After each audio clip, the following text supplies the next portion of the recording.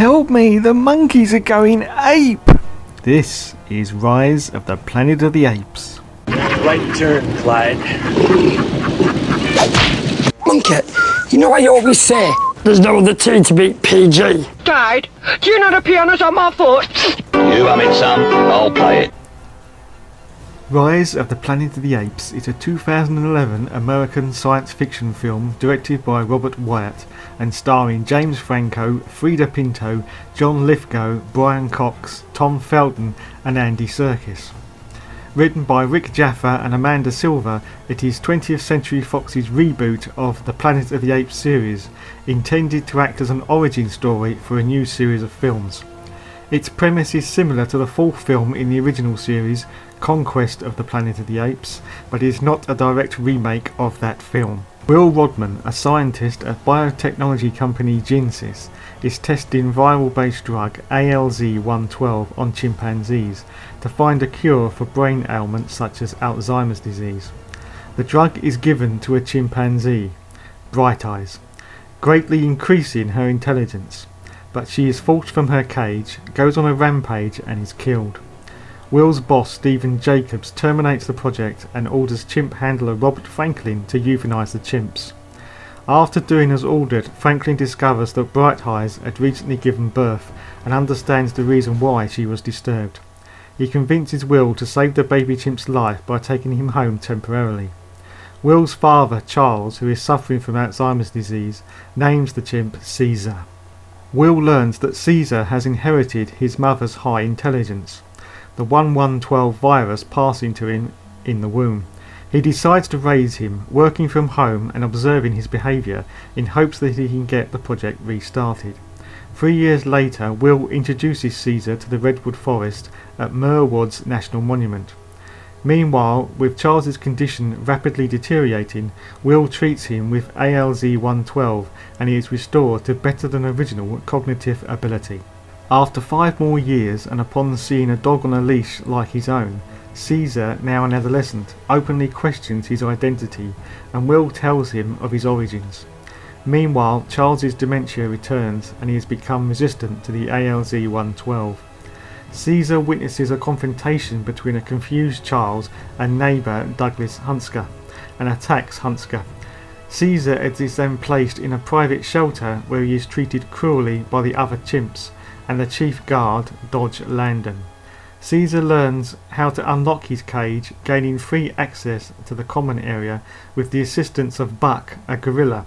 He controls the sanctuary's alpha chimp and claims that position. Jacobs clears development of a more powerful, gaseous version of the viral drug, now called ALZ-113, when Will tells him it will not only heal brain disease but also improve intelligence in anyone. Will takes the drug home to try to save his father, but Charles declines and dies overnight. Franklin is later exposed to the new drug and becomes ill. Attempting to warn Will at his home, he sneezes blood onto Husker and is later discovered dead. Will attempts to reclaim Caesar after bribing the head of the shelter to release him, but the chimp refuses to go home with him. Instead, he escapes from the facility and returns to Will's house, where he takes canisters of the ALZ-113. Returning to the facility, Caesar releases the gas, enhancing the intelligence of the other apes overnight. When Dodge attempts to get him back into his cage, Caesar shocks him by speaking for the first time, yelling "No!". Caesar then electrocutes the cattle prod wielding Dodge by spraying him with water, unintentionally killing him. The apes flee the facility, release the remaining apes from Genesis and free the other apes from the San Francisco Zoo. A battle ensures as the ape army fight their way past the police blockade on the Golden Gate Bridge to escape into the Redwood Forest. Buck sacrifices himself to save Caesar by jumping into the helicopter in which Jacobs is riding. The helicopter crashes onto the bridge, trapping Jacobs in the wreckage.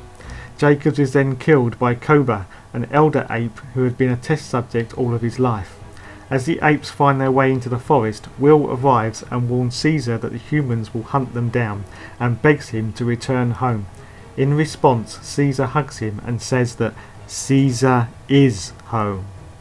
Will, realising that this is indeed their last farewell, respects Caesar's wishes. Well, who'd have thought they'd have made another Planet of the Apes film? When this came out in 2011, interest in Planet of the Apes was at an all-time low.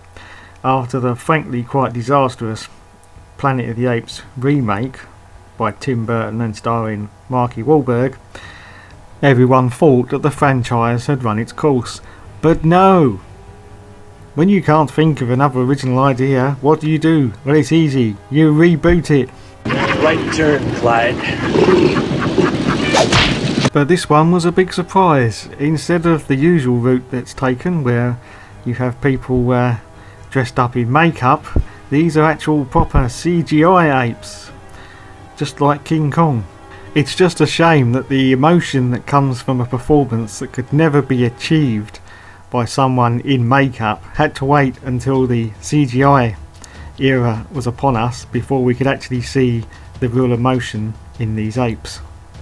Having said that, Andy Serkis does another amazing job at bringing these apes to life. And if you're a fan of the original series of films back in the 60s and 70s, then you really can't go much wrong with this one.